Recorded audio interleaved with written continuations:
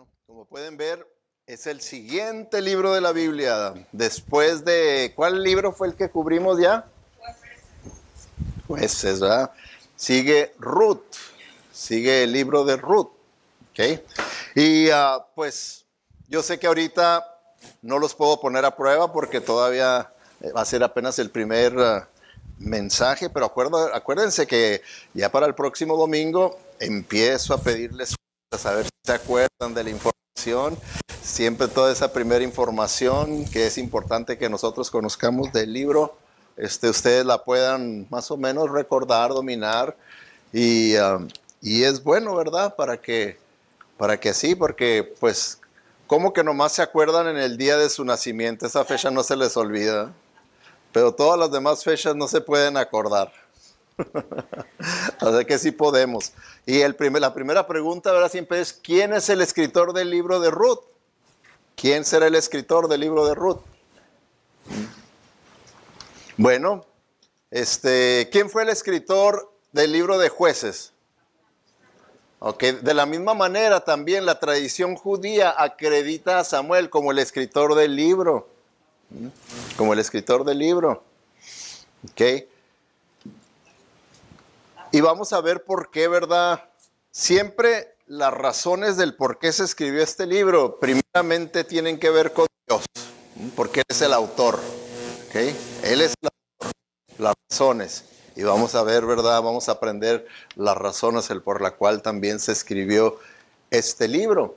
Ahora, ¿cuándo se escribió el libro? ¿Cuándo se escribió el libro? ¿Ok? Miren, quiero que ustedes tomen en cuenta, porque vamos a ver estos dos puntos.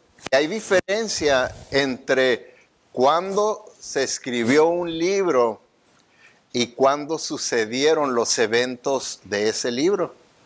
¿Sí pueden ver ustedes la diferencia?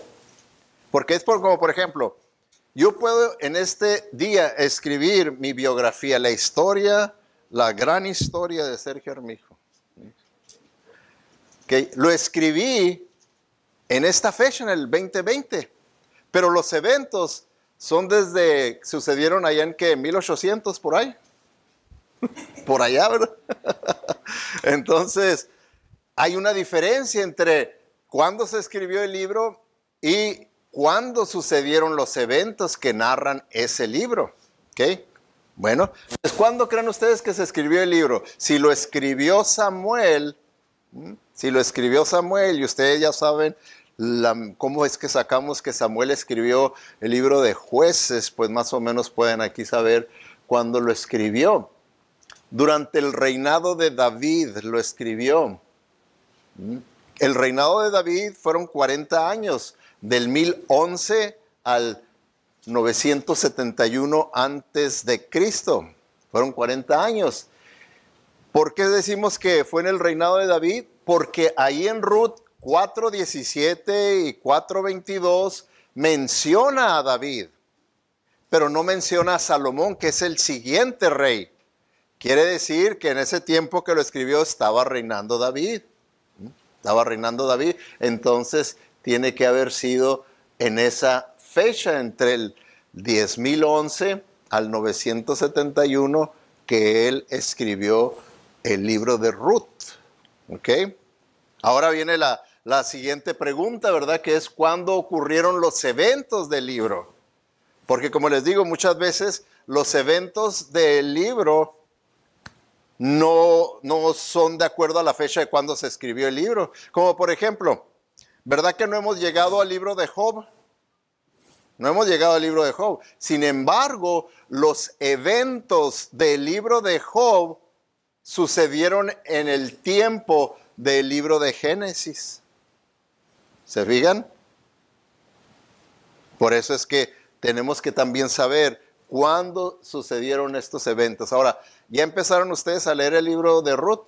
Porque acuérdense que esa es su tarea. Conforme vamos libro por libro, usted tiene que leerlo. Y si lo leyó, pues entonces usted va a poder contestar esta pregunta. Y también los animo porque, fíjense, yo leí el libro de Ruth en 8 diferentes versiones. Me tomó 20 minutos. 8 diferentes versiones y me tomaron 20 minutos. ¿Por qué? Porque no son más que 4 capítulos. Es todo. Lo que pasa muchas veces cuando oímos, lea el libro de Ruth, luego lo piensa, el libro. No, son unas cuantas hojitas, ¿verdad? 4 capítulos. Los puede leer rápidamente, ¿verdad? Y al siguiente día volverlo a leer en otra versión y luego en otra versión. Y así usted se empapa, ¿verdad? Del contenido del libro de Ruth, si usted lo está leyendo seguido. Entonces, ¿cuándo ocurrieron los eventos del libro? Bueno, como les decía, si usted ya comenzó a leerlo, se dio cuenta que en el primer versículo del capítulo 1, ahí ya nos dice, ¿verdad?, cuándo ocurrieron los eventos que narra el libro de Ruth. Dice en 1:1, dice, en los días en que los jueces gobernaban. En el día en que los jueces gobernaban Israel, una escasez severa azotó la tierra. Por eso un hombre de Belén de Judá, dejó su casa y se fue a vivir a la tierra de Moab junto con su esposa y sus 2 hijos. Entonces, si se fijan, aquí vemos, ¿verdad?, que es durante el tiempo de el periodo oscuro de Israel, el periodo de los jueces. Aquí sucedió estos eventos. No sabemos exactamente la fecha, ¿verdad? ¿Por qué? Porque sabemos que el periodo de los jueces, ¿cuántos años eran? A ver, a mí ya se me olvidó. ¿Cuántos años era el periodo de los jueces? Yo de que ustedes se acuerdan, ¿verdad?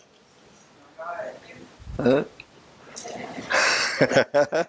¿Qué dice, hermano? Me acaba de decir, pero no me acuerdo.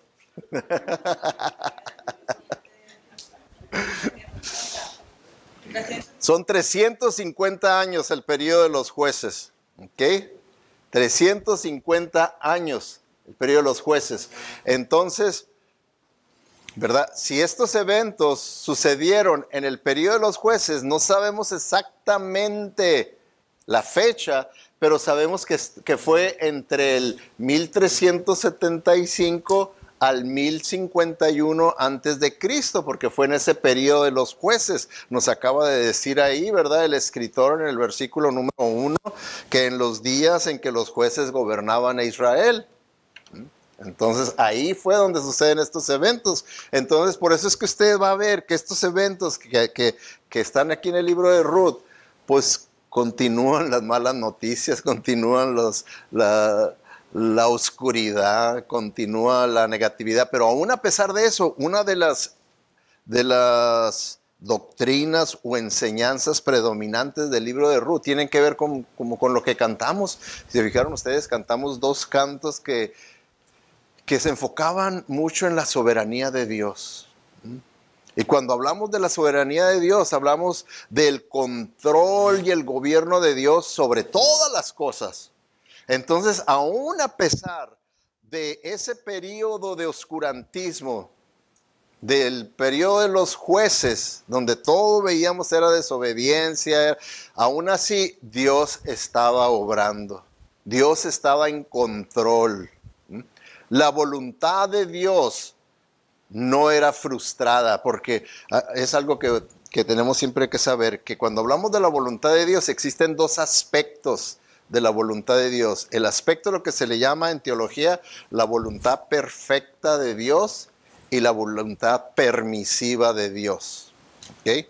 La voluntad perfecta de Dios es la voluntad de lo que Dios ha planeado desde antes de la fundación de los siglos, planeó, y nadie lo puede frustrar. Nadie puede impedir que aquello suceda. Nadie puede impedir todos esos eventos profetizados y establecidos por Dios. Nadie los puede impedir. Pero la voluntad permisiva de Dios es como las cosas. Nosotros, por ejemplo, puede ser la voluntad de Dios que nosotros, por ejemplo, puede ser la voluntad de Dios que yo sea un pastor, pero en la voluntad permisiva de Dios hay ese grado de permiso para que yo obedezca o desobedezca, sea o no sea, cumpla su voluntad o no cumpla su voluntad. Esa es la permisiva de Dios, es diferente a la perfecta de Dios. ¿Se fijan? Entonces aquí vemos en este libro la voluntad perfecta de Dios, que no es frustrada por el gran pecado de la nación de Israel, por las personas, por la desobediencia, y vamos a ver, ¿verdad?, el por qué también este libro, ¿verdad? Otro de los puntos, ¿verdad?, curiosos es el título del libro, ¿ok? Título del libro. ¿Cómo se llama el libro? Ruth. Ahora, ¿por qué es curioso? Okay. No tan solo porque es una mujer, pero porque no es una judía. No es una mujer judía, es una moabita. Es una moabita. ¿Ok? Y sin embargo, llegó a tener ese libro el nombre de ella. Y no es porque ya en nuestros tiempos modernos nosotros quisimos decir, no hay que hacer ninguna distinción entre el hombre y la mujer, ¿verdad? Porque en Cristo Jesús no hay distinción, entonces hay que ponerle a algún libro el nombre de una mujer. Y principalmente, si no es judía, que sea una gentil, y hay que poner... No, ¿por qué? Porque la historia nos dice que tanto las versiones antiguas, las versiones de los judíos, y las traducciones modernas dan a este libro el título de Ruth, que ella es la heroína moabita a quien se menciona por su nombre 12 veces. En los 4 capítulos, desde el capítulo 1 al capítulo 4, es mencionada ella. ¿Okay? Y es importante, ¿verdad?, que entendamos cómo Dios está obrando y que era una manera también para que los judíos pudieran entender. ¿Por qué? Porque nosotros vemos que a través de la historia, al haber sabido que eran el pueblo escogido, a muchos de ellos se les subía y se creían superiores al resto de las personas y creían que ellos tenían la exclusividad de Dios. Ellos tenían la exclusividad de Dios. Que Dios no amaba ni tenía ningún interés por los gentiles, sino nomás por los judíos. Y sin embargo, vemos aquí en el libro de Ruth que Dios, de una forma directa e indirecta, les hace ver, no, miren, el libro, ¿a quién está reconociendo? A una moabita que sí se convirtió, lo cual habla que Dios sí ama al no judío, al gentil, y sí procura y busca la salvación, que es lo que ahora ya nosotros en el Nuevo Testamento vemos, ¿verdad? Que en Dios no hace acepción de personas. Ya lo vemos. Entonces vemos, ¿verdad?, esta enseñanza aquí. El título del libro, Ruth, el nombre Ruth, tanto venía de los hebreos como de los moabitas y significa amistad. Y por lo que vamos a ver, y si usted ya le leyó la historia o conoce la historia, verdaderamente ella vivió a la altura de su nombre. Porque vemos la gran amistad que hizo con su suegra al punto de no querer dejarla sola, ¿verdad? Vamos a ver más adelante todo eso, pero verdaderamente esa es una de las lecciones que vamos a aprender de este libro, a verdaderamente ser verdaderos amigos, como ella, y así era, eso significaba su nombre, y así vivió ella. Ahora, vemos pues aquí un libro de la Biblia con el nombre de una mujer. Hay otro libro de la Biblia que tiene el nombre de otra mujer. ¿Cuál será? Esther, ¿verdad? Esther es otro libro que lleva el nombre de una mujer. Una vez más, Dios haciendo ver que Él no hace acepción de personas, para que no crean, porque como les digo, muchas veces los judíos también tenían en su cultura, no es que fueran instrucciones de Dios, en su cultura de ellos, acuérdense que por ser judíos eran igual que nosotros, pecadores, con carnalidad y todo, y ellos veían a la mujer muchos de una manera inferior, de tal manera que la oración inicial del varón en la mañana era una oración bien ferviente, dándole gracias a Dios porque yo no soy mujer. ¿Me imaginan? ¿Se imaginan? Y sí, tengo una de mis hijas, está por aliviarse y ayer que anduve con ella, que la vi, dije, Señor, qué bueno que no soy mujer. Ahora sí entiendo esa oración. Esa oración cuando la vi que anda penitas, ¿verdad? Ya, porque ya ahí les encargo sus oraciones. En 1 o 2 semanas, ¡pum! Pasa todo, ¿verdad? Así es que, pero Dios no, el Señor no. También, Ruth ya no se menciona en el resto del Antiguo Testamento. Es hasta el Nuevo Testamento donde hay una mención de ella. Y es en el contexto de ahí en Mateo. Mateo está trazando la genealogía del Mesías de Jesucristo. Y con eso quiere hacer ver que la profecía de Dios y lo establecido por Dios de dónde habría de venir el Mesías, su genealogía, ahí la presenta Mateo y ahí sale el nombre de Ruth. Por eso, fíjense aquí en Ruth 4. En Ruth 4 hacen mención de esta genealogía. Dice, Salmón fue el padre de Boz, que él es el que terminó casándose con Ruth. Boz, dice. Y Boz fue el padre de Obed. O sea, Ruth y Boz tuvieron un hijo de nombre Obed. Y Obed fue el padre de Isaí. Y Isaí fue el padre de David. Y de ahí, ¿verdad? Debería de venir la línea genealógica del Mesías, del Cristo. De ahí debería de venir. Entonces podemos ver nosotros que en la sangre del Mesías había sangre gentil también, no judía. De esa manera, ¿verdad? El Señor desde entonces diciéndonos que Él era el Salvador, no tan solo de judíos, también de los no judíos, de los gentiles, que Él tanto buscaba la salvación de unos como de otros. Él no hace excepción de personas. Y ahora vean, fíjense también los detalles que nos da para que podamos ver sobre la gran misericordia de Dios y cómo Dios podía dar cachetadas con guante blanco, ¿verdad? A los que, principalmente a los judíos que creían que nomás sus chicharrones tronaban.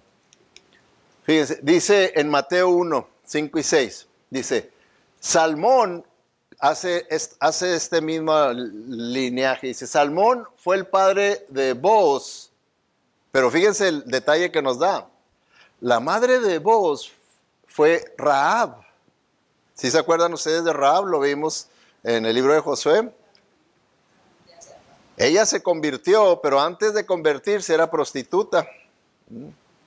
Era una prostituta. Ella fue la que ayudó a los espías judíos cuando entraron para ver la situación en Jericó. Y ella les ayudó.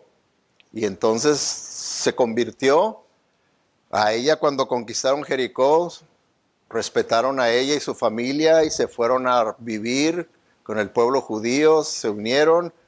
Ella se convirtió y se casó ahí ella con Salmón. Y entonces de ese matrimonio de Rahab, la ex prostituta, fue que tuvieron a un hijo, Boz, que fue el que se casó con Ruth. Entonces, si ven ustedes, Boz, que se casó con Ruth, él era mitad cananeo y mitad judío. Mitad cananeo y mitad judío.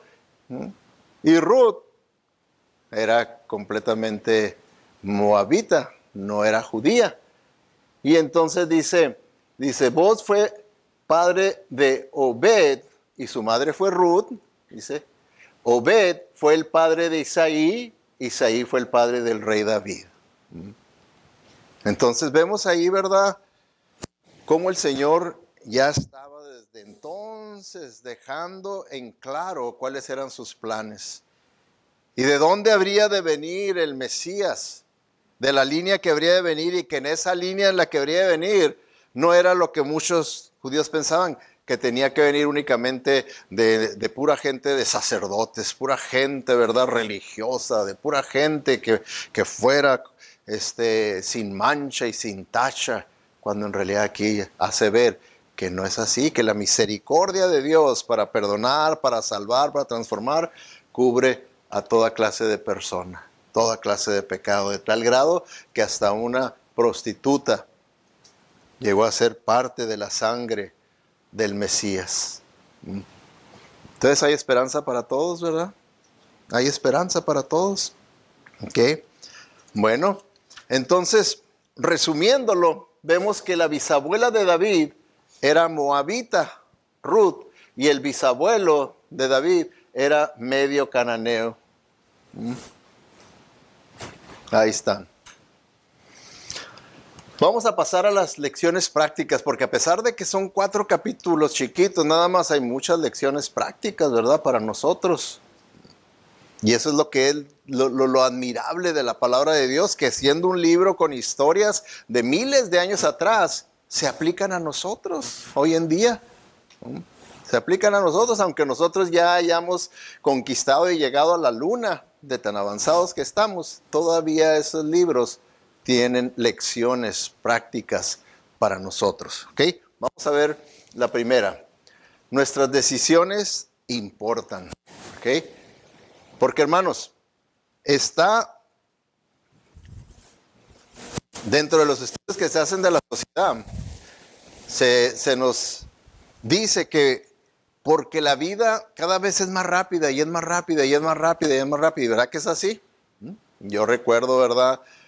Mi juventud allá en Ciudad Juárez, para mí, ¿verdad? Un año de aquel tipo de vida, estaba tan lenta la vida, un año de aquellos son como 10 de los de ahora. Entonces, se nos dice que por ser tan rápida la vida, ya casi en realidad no pensamos en las decisiones que tomamos. También las tomamos rápidamente.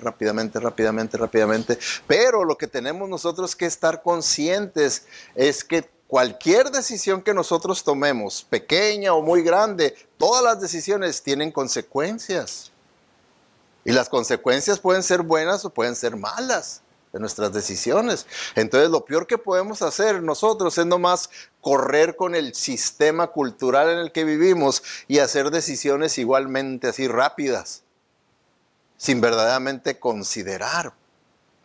Porque ¿acaso no se supone que nosotros los cristianos tenemos que primeramente consultar con Dios para hacer decisiones? Y tenemos que consultar con Dios. Lo vimos también con Josué, cómo cometió error por no consultar con Dios y vinieron las consecuencias. Entonces, también así, nosotros tenemos que ver que nuestras decisiones importan, porque fíjense, aquí en el capítulo 1, versículo 1 de Ruth dice, en los días en los que los jueces gobernaban Israel, una escasez severa azotó la tierra. Por eso un hombre de Belén de Judá dejó su casa y se fue a vivir a la tierra de Moab junto con su esposa y sus 2 hijos. ¿Se fijan? O sea que nosotros podemos tomar decisiones como ellos. O nosotros tomamos decisiones de acuerdo a las circunstancias. Que eso es muy común para nosotros hoy en día. Las circunstancias determinan sí o no las circunstancias. Y ya nos olvidamos que es la voluntad de Dios. Porque fíjense, ¿okay? Ellos vivían en Belén de Judea. Y vino una escasez. Y dijeron, no, esto no está bien. Hay mucha escasez y pues hasta podemos pasar hambres. Y no, pues la panza es primero. Así es que vámonos mejor y vámonos a vivir a Moab. Díganme ustedes, ya que hemos estado viendo libro por libro, ¿era la voluntad de Dios que el pueblo de Dios viviera en la tierra prometida o viviera entre los paganos? ¿Qué era la voluntad de Dios? Ok. ¿Verdad que no? Dios no les había dicho, miren, van a vivir en la tierra que les heredo, la tierra de Judá. Aquí esta tierra que fluye leche y miel, este es de ustedes, pero si se ponen las cosas mal, pues váyanse a vivir entre los paganos. ¿Dijo eso? No. Esa no era la voluntad de Dios. Y sin embargo, ellos, por las circunstancias adversas, dijeron, no, pues vámonos, ¿verdad? Como diciendo, pues yo sé, ¿verdad? Que Dios ha dicho que aquí esta es nuestra tierra y que aquí es donde debemos de establecernos, pero mira nomás, pues qué circunstancias tan adversas tenemos ahorita. No, vámonos. ¿Están de acuerdo? Sí, vámonos. Y se fueron. No nos puede pasar eso a nosotros cuando decimos, hay que cambiarnos de casa, hay que cambiarnos de vecindario, hay que cambiarnos de estado, hay que cambiarnos a otro país, hay que cambiar a los hijos de la escuela, hay que cambiar de novio, de esposa, y podemos hacer cambios desde lo menos importante hasta lo más importante, así nada más, al calor de las circunstancias. Y no verdaderamente determinar, ¿será de acuerdo a la voluntad de Dios? ¿Por qué? Porque como yo les he dicho, en la Biblia hay principios bíblicos que se aplican a todas las áreas de nuestra vida. Hermanos, la Biblia no nomás es un adorno para nosotros los cristianos, debe ser nuestra guía. Si usted verdaderamente cree que la Biblia es la palabra de Dios, ¿no debe ser nuestra autoridad final? ¿O son las circunstancias de la vida? ¿O son mis creencias, mis pensamientos, mi sabiduría? ¿Qué es lo que va a ser al final de cuentas lo que me pueda dar a mí la autoridad final? Es la palabra de Dios, hermanos. Y muchas veces nosotros mismos los cristianos nomás decimos, es palabra de Dios, pero yo hago lo que yo sienta, lo que yo creo, lo que yo determine, eso es lo que voy a hacer, porque mira las circunstancias, cómo están. Y así fue, ¿verdad? Como vemos aquí, que nuestras decisiones sí son importantes. ¿Por qué? Porque hay consecuencias. Hay consecuencias. Y fíjense, vamos a ver las consecuencias. Desde el momento que ellos se fueron a morar entre los paganos a una tierra donde no deberían de irse o estaban fuera de la voluntad de Dios, quiere decir que estaban completamente desprotegidos de Dios. Estaban fuera de la voluntad de Dios. ¿Y qué vemos? Dice, tiempo después murió Elimelech y Noemí quedó sola con sus 2 hijos. Ahí está. Vemos primeramente lo que hicieron. Por una necesidad que había en Belén, la cambiaron por un funeral. Por un funeral. Y aquí viene el marido. Murió. ¿Cree usted que vale la pena cambiar una por otra? No, ¿por qué? Porque como les digo, a veces las consecuencias son grandes. Cuando nos salimos de la voluntad de Dios y hacemos lo que nosotros queremos, muchas veces las consecuencias son grandes, dolorosas. Y aquí vemos, ¿verdad? ¿No cree usted que fue un gran dolor para Noemí, para sus hijos,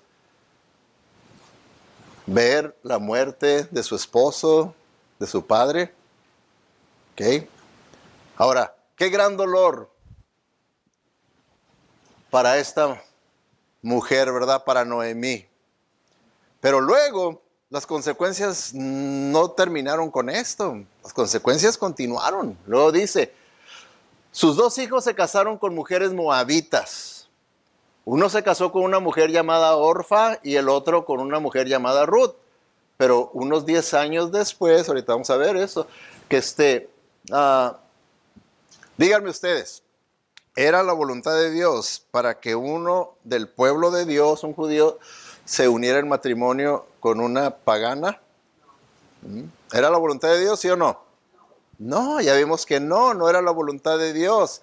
Entonces, ¿no creen ustedes que para esa madre fue bien doloroso ver que sus hijos ahora ya se habían hecho a la cultura de los paganos y preferían a las mujeres liberales de los paganos que a las mujeres de su pueblo, decentes. ¿No creen ustedes que debe haber sido bien duro para ella verlos que se van a decir, no, mamá, a mí no me importa que lo que diga, que el Torah y que para acá, me gusta esta mujer, está hermosa, pero que mira, que no has visto las nuestras? Ay, mamá, las nuestras andan, parecen costal de papas, estas no.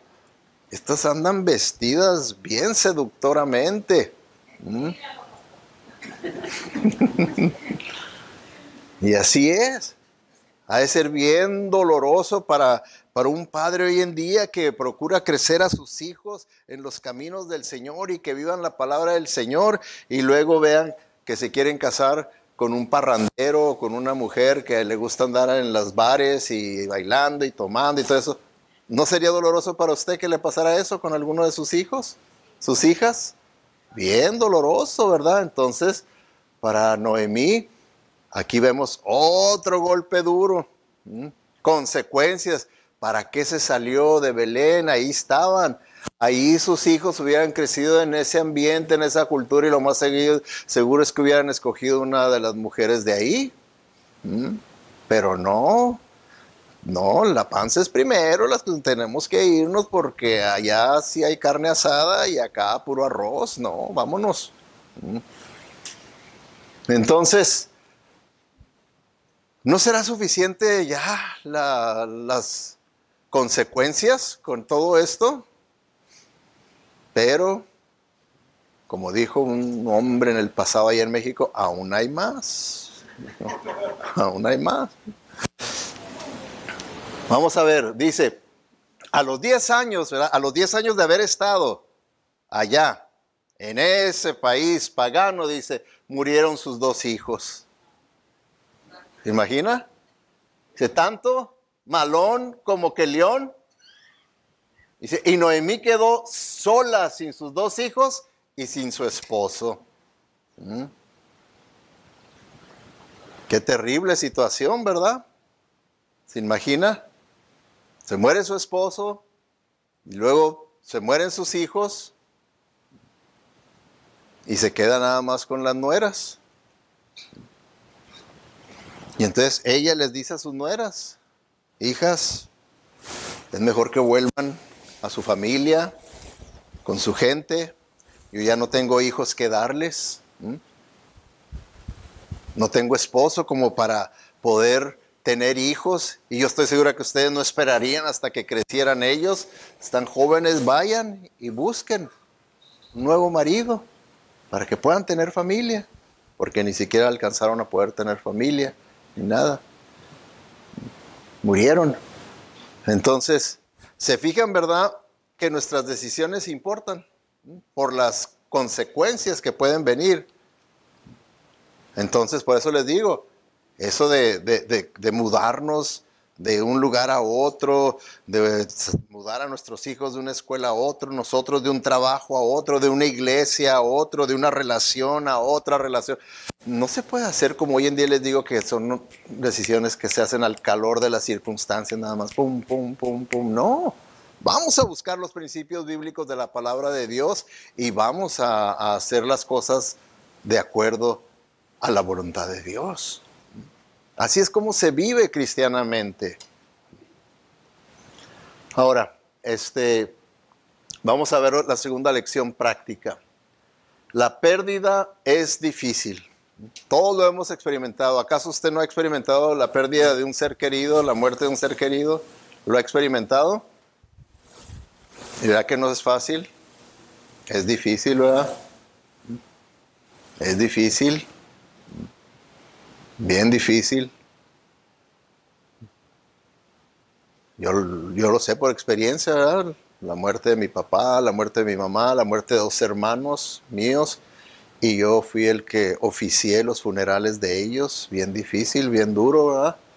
Todo eso. Entonces, siempre es difícil, ¿ok?, la pérdida. Por eso, cuando vemos aquí, ¿verdad?, a esta mujer de Noemí, que perdió a su esposo, perdió a sus únicos 2 hijos que tenía, tiene que haber sido algo muy duro para ella, ¿verdad? ¿Okay?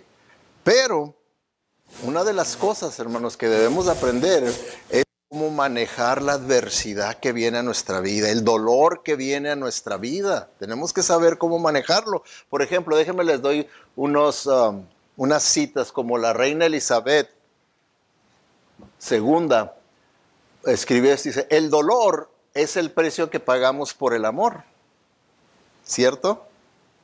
Porque nos va a doler la muerte de alguien que amamos, ¿verdad? Si no queremos que nos duela, pues no ame. Pero el dolor es el precio que pagamos por el amor.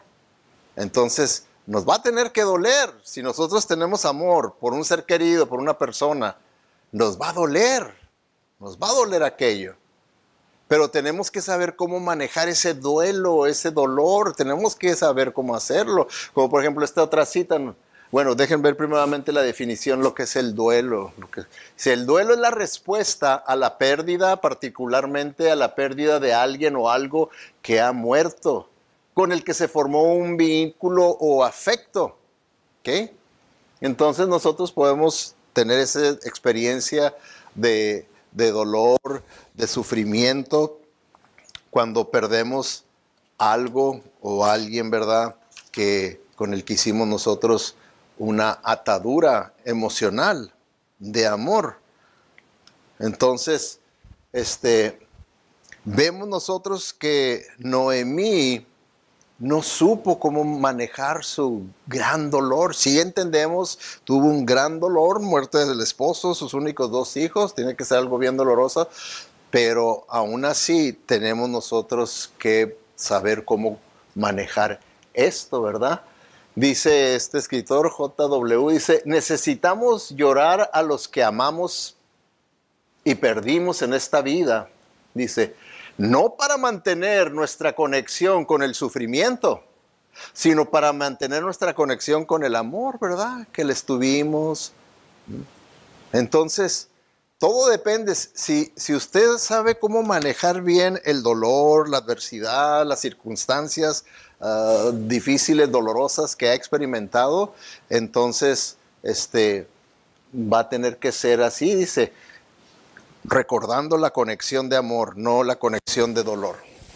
Porque cuando estaba yo estudiando esto y meditando, me acordé y dije, pues qué bueno, quiere decir que he sabido manejar bien, ¿verdad?, la muerte de mis seres queridos, porque casi todos los días casi todos los días, siempre de alguna manera u otra recuerdo a mi mamá. Pero la recuerdo con gusto, con alegría, no me duele, digo, ay, mi madrecita, no. La recuerdo con gusto, con alegría, cosas de ella, la recuerdo, sinceramente, de mi papá, nomás muy de vez en cuando, ¿verdad?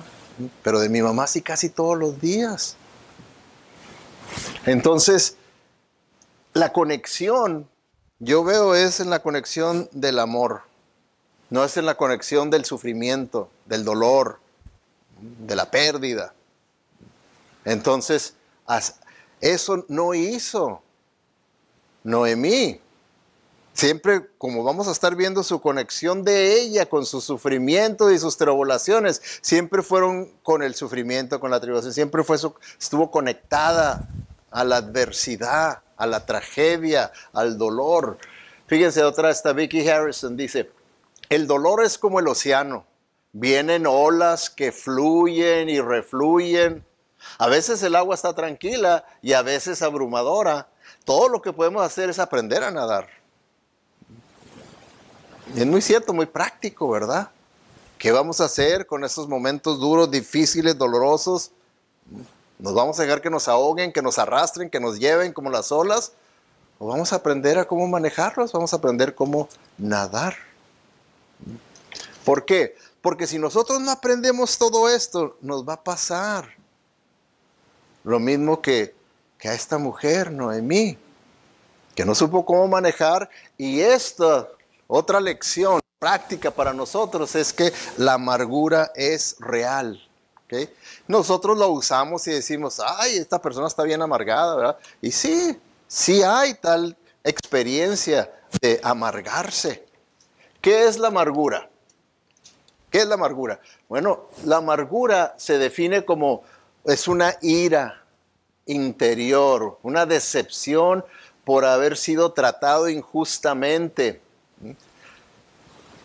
La amargura es sinónimo de resentimiento y envidia. Se combinan las dos. Estoy resentido, pero también a cierto punto envidia de que, pues, ¿por qué a esos no les va tan mal como a mí? ¿Por qué a mí sí? ¿Por qué que? Entonces es un tipo de envidia la amargura. Ahora, la amargura, hermanos, tenemos que entender que hay grados de amargura. Hay quienes están entrando, ¿verdad? Como quien dice, están en el kinder de la amargura. Hay otros que ya van en la primaria de la amargura.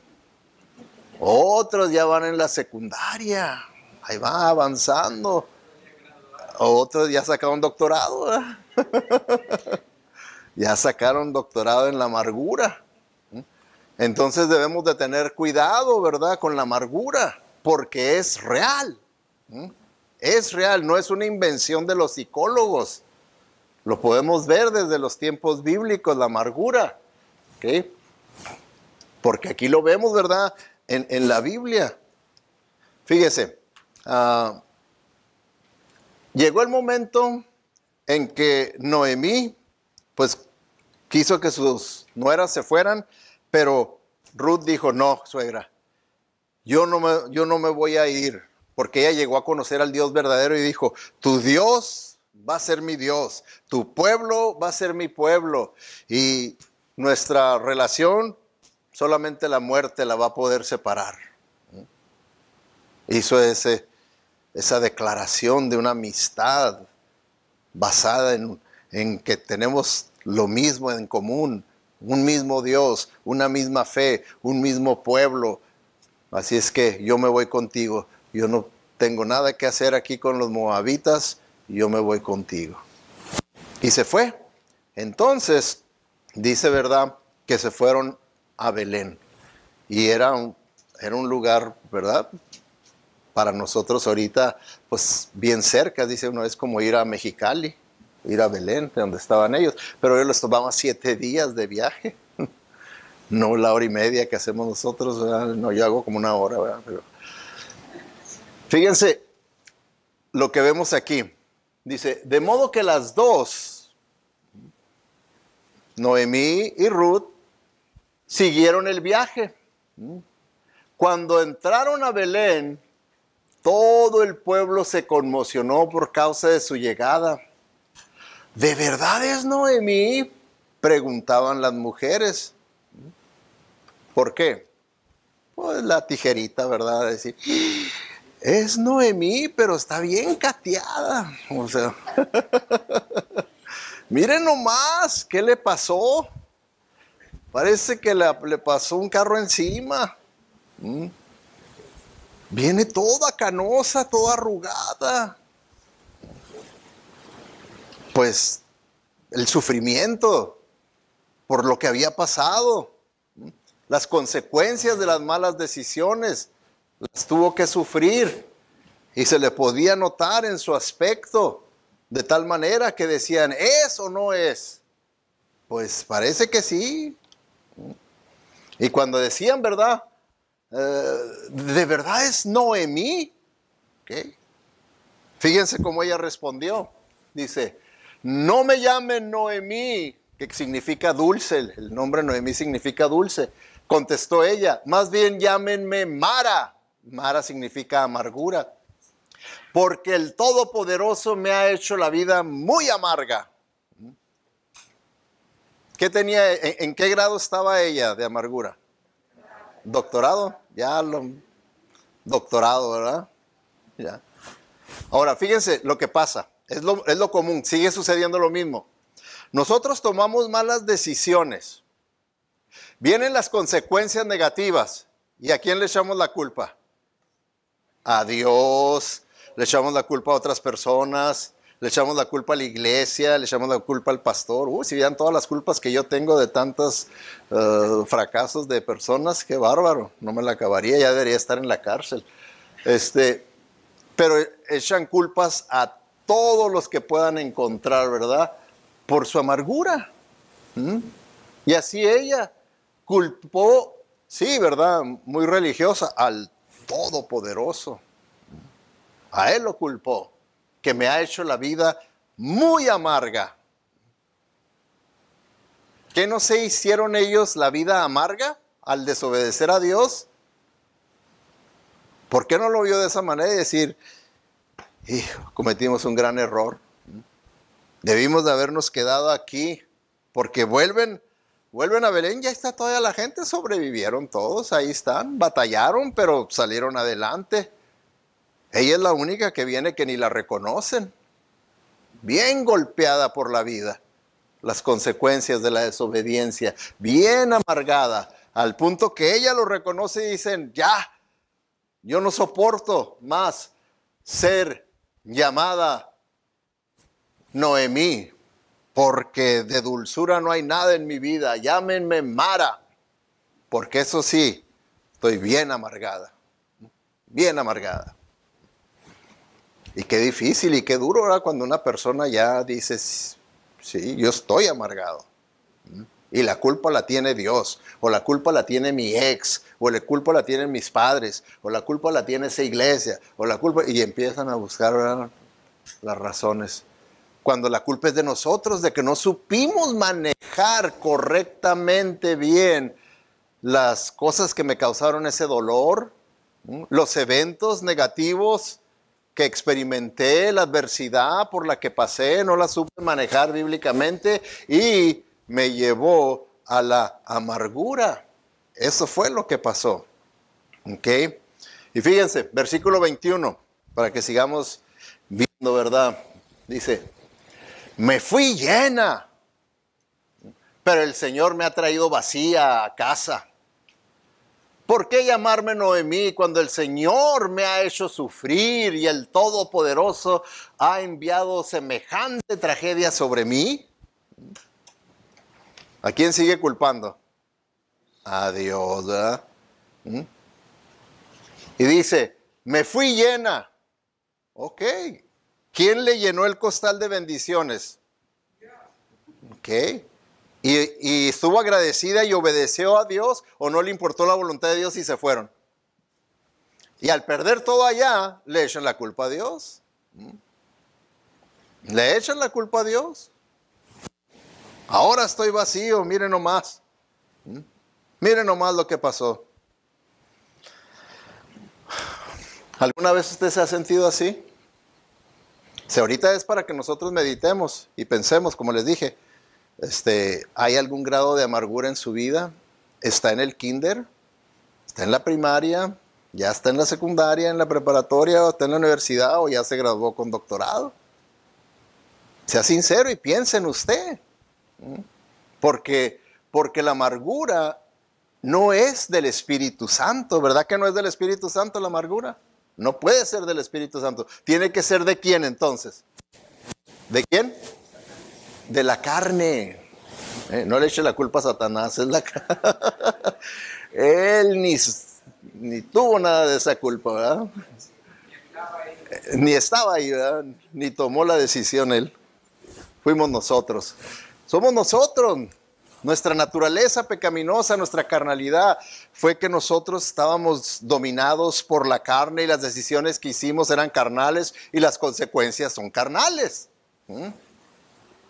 Cuando es obra del Espíritu Santo, entonces dice la Escritura que el fruto del Espíritu Santo es otro. El fruto de la carne es otro, diferente. Entonces cuando vemos esto, la amargura no es obra del Espíritu Santo. ¿Ok? No es obra del Espíritu Santo. Entonces si nosotros vemos, ahora, nadie mejor que nosotros podemos saber dónde me encuentro en la amargura, si es que hay amargura. Pero para terminar, déjenme les ayudo. Vamos a ver algunas señales de amargura. ¿Ok? Vamos a ver algunas señales de amargura. Número 1.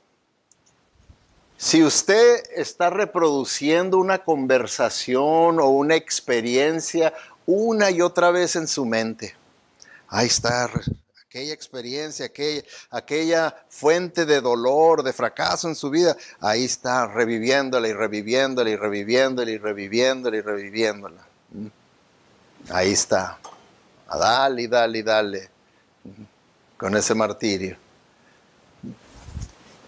Número 2, ensayas argumentos mentales sobre la injusticia de mis experiencias, o ensayas lo que quieres decirle a una persona o lo que desearías haber dicho a esa persona. Ahí está en la mente. Y argumentos de cómo esto es lo que pasó y esto debía haber dicho o esto lo voy a decir cuando llegue que lo tenga enfrente. Y está Dale, dale, dale.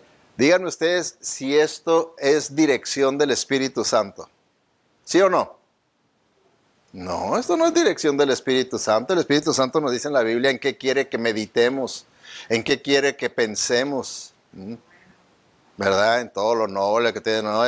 Todo lo noble. Ahí nos dice, ¿verdad? En lo que Él quiere que nosotros... No en este veneno. No, porque este veneno me va a amargar si le voy a estar yo a darle lugar en mi corazón. Número 3, señal de amargura. Si siente la necesidad de difamar a alguien con otras personas, o sea, el que usted sienta la necesidad de estar criticando a esa persona con quien usted llegue a platicar, a empezar a hablar sobre esa persona. No, pues es que este y esta persona, para que la otra persona creo y diga, oh, pues si tienes razón, no, sí es un monstruo, sí, no, tú eres la víctima y todo. Ella siente alivio de que le dijeron, estás en lo correcto por estar bien amargado, bien amargada, estás en lo correcto. Y entonces esa satisfacción me hace que vaya y busque a otra persona y también, ¿cómo ves? Mira que esto y que no, pues sí, no, pues que vaya. Hijo, sí, estoy bien felizmente amargado, dejen buscarme a otra persona, ¿verdad? Y entonces ahí andan, ¿verdad? Platicando y platicando lo mismo para que estén reafirmándoles de que tú eres una víctima y aquel es el monstruo. Tienes razón para estar amargado. Síguele. Número 4. Experimentas cierta felicidad cuando alguien más fracasa. O sea, principalmente la felicidad va a ser cuando esa persona que me hizo daño me da felicidad saber de un fracaso, de que, o ya sea que enfermó, o sea, tuvo un accidente. No, puede ser que comparada diga, pues qué malo, espero que se recupere por dentro. ¡Yes! Por acá.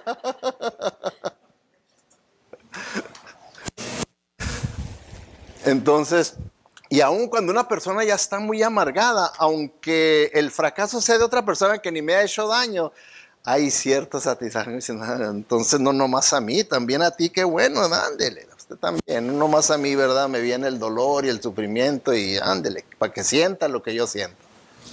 Entonces, hay ese tipo, son señales de que hay la amargura, algo que no es la voluntad de Dios. Número 5, sientes ira cada vez que escuchas el nombre de una persona en particular, sobre todo aquella persona o aquellas que están asociados con esa persona y que las mencionan. ¿Saben qué? No mencionen ese nombre delante de mí, ¿ok? Por favor. Bien amargado, ¿verdad? Bien amargado. Número 6. No te comportas de forma natural en presencia de esa persona. Si esa persona, de alguna manera, la persona que está amargada tiene que hacerle ver y sentir que no me agrada la presencia de esa persona para nada. Para nada. Con visajes, con palabras, con manerismo, de alguna manera, pero le quiere decir, te aborrezco y no te quisiera tenerte enfrente de mí. Hay coraje, hay resentimiento, hay... ¿Qué le puse aquí? Bitterness. Es bilingual. Ya ve que sí somos bilingües. Amargura. Signs of bitterness. Número 7. Te quejas a menudo. Es una de las señales de que hay amargura. Cuando una persona se está quejando de... Porque, pues, ¿verdad que a todos... No todos nos salen las cosas como quisiéramos que nos salieran, ¿verdad? Hay muchas cosas que no nos salen. Entonces, una persona amarga... Por eso es que muchas veces uno evita a ciertas personas porque dentro de uno se dice, ay, es muy negativo, muy negativa. Y cuando uno, es que se me hace a mí que está muy amargado, muy amargada, ¿verdad? Cuando uno ve estas cosas y ese tipo de personas, por lo general, ¿verdad? Si somos sinceros, le damos la vueltecita, ¿verdad? Les damos la vueltecita. Entonces, nosotros debemos de entender que esto que vimos aquí, en el libro de Ruth, ¿okay? Que nuestras decisiones son importantes, porque van a tener consecuencias. Y si la decisión fue mala, las consecuencias van a ser malas. Y si no sé manejar bíblicamente esas consecuencias negativas que vengan a mi vida, me van a amargar. Me voy a amargar. Entonces, tenemos que aprender cómo manejar esas situaciones para no amargarnos, porque díganme ustedes si puede haber alguna persona, vamos a hablar de aquí, de los que estamos aquí, que no vayamos a tener experiencias negativas en la vida. ¿Puede haber alguien aquí que no vaya a tener experiencias negativas en la vida? ¿Sí o no? Nadie, ni Jesucristo, siendo Dios y perfecto, podríamos decir que no, que él sí estaba exento de cualquier experiencia negativa. No, ni él, menos nosotros vamos a estar exentos. Entonces, ¿qué vamos a hacer con esas experiencias negativas en nuestra vida? ¿Nos vamos a amargar? No, hermanos. Por eso es que el Señor permite estos libros que queden para nuestra enseñanza, para nuestro beneficio. ¿Para qué? Para que nosotros no hagamos lo mismo que hicieron, como en este caso, Noemí. Ya después vamos a ver la contraparte con Ruth, ¿verdad? Porque en realidad vemos aquí la contraparte. Noemí, una persona viviendo en la carne. Ruth, una persona viviendo en el Espíritu de Dios. Vamos a orar. Padre Celestial, te damos gracias, Señor, por las lecciones tan hermosas y poderosas que tú nos dejaste en tu palabra.